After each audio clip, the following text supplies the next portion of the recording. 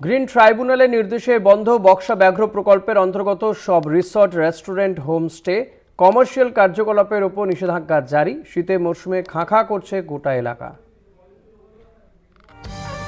বড়দিন ও নতুন বছর উপলক্ষে প্রাক উৎসব উদযাপনে মেতে উঠেছে গোটা দেশ। পর্যটন স্থলগুলিতে বছর শেষে পর্যটকদের ঢল, রোজকার অফিসের ব্যস্ততা, একঘেয়েমি জীবন, এসব থেকে দূরে সরে পরিবার, বন্ধু বান্ধবের সঙ্গে অবসর কাটানো। প্রতি বছর বক্সা ব্যাঘ্র প্রকল্পে এই সময় পর্যটকদের ঢল নামে, তবে এবছরের ছবিটা উল্টো।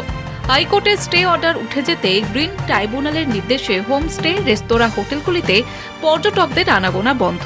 কমার্শিয়াল কার্যকলাপের উপরে জারি করা হয়েছে নিষেধাজ্ঞা।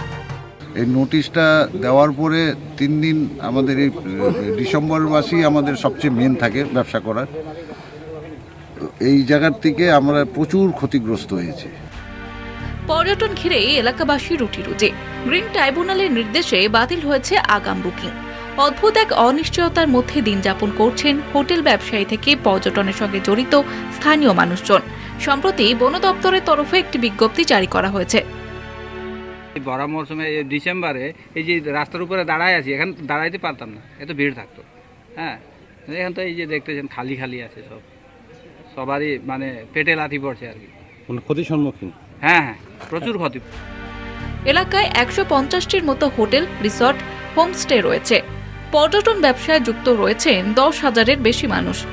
জয়ন্তী, রাজাভাত খাওয়া, লেপচাখা, 28 বস্তি সহ সমস্ত পর্যটন কেন্দ্রে হোমস্টে মালিকদের হাতে ধরানো হয়েছে বন দপ্তরের নোটিশ, যেখানে স্পষ্টত গ্রিন ট্রাইব্যুনালের করা নির্দেশের কথা উল্লেখ করা হয়েছে।